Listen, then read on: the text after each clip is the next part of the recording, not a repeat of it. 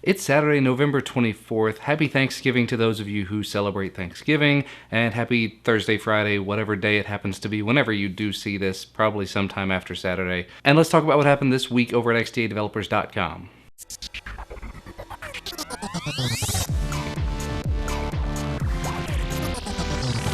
This is going to be a bit of a quick one because I have family in the house that are already asleep, so I'm going to try to keep it kind of down and, like I said, quick. First up, device ROM type update news. Since the source for Android 4.2 was released, a lot of people were saying all of these devices are going to get 4.2, all of these Nexus devices.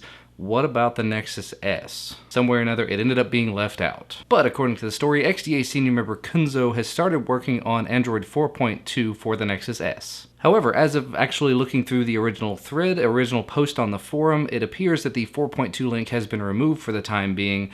Wasn't quite ready to be used as a daily driver, and he didn't want to really put it out there for everybody to be using it and breaking their devices. Breaking, not breaking, just so there's no confusion. But apparently the people that did use it in the time that it was available said that it was pretty stable and it was usable. There were just some minor bugs to it, so I'm guessing maybe it will be back up in the short term.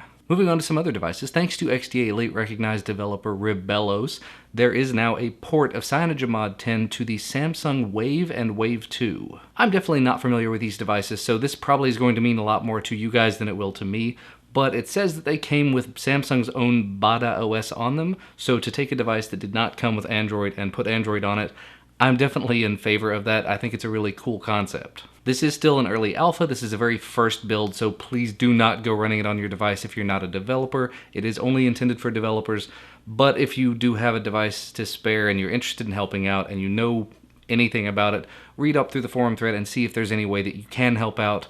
But like I said, don't go just jumping right in there and hoping it's going to work 100%, because it probably will not. Now, some other really cool and interesting news that's not specifically related to any sort of ROMs or updates or anything like that. An Android engineer shared with XDA a tweet, some news talking about some new UI testing and automation framework tools for Android developers. Specifically, a GUI-based tool for analyzing all of the components of your app that are graphical, and a Java library for helping with the UI automated testing. Definitely cool, and honestly, if you're a developer and you're not writing tests for your code, you're doing it wrong. That's a lesson I've kind of learned the hard way in the last couple of months working as a developer. Yeah, you write tests for your code. You write tests for every bit of it. So for Google to put something out there to make it just a little bit easier for developers, definitely a big fan of that. And the last story I thought I would talk about actually goes right into some of the XDA TV videos, but I'll get to that in just a minute. The Samsung Galaxy camera, an extremely interesting device, essentially based around the Samsung Galaxy S3 with a really nice lens, a really nice zoom lens put on the front of it, has been rooted. The root guide was put together by XDA's own Elite recognized developer and TV producer AdamOutler,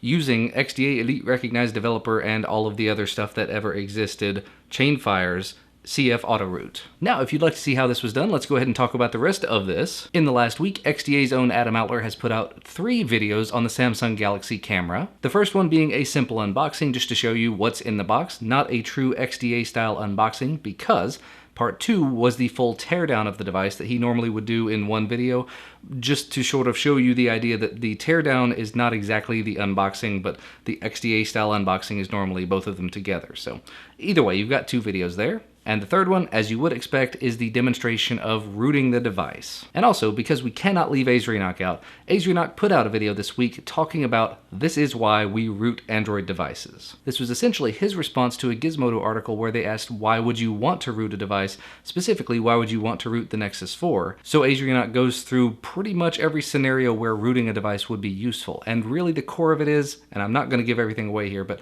the core of it is a lot of the new improvements that come in Android come from items that have to have root. So the community will come up with something that requires root, and then eventually Android will pick it up and incorporate it and make it a non-root necessary thing. So it helps innovation, it helps people grow, it helps Android grow in the long term. Anyway, for all the specifics and azrienoch's amazing style of ranting, please do go check out his video.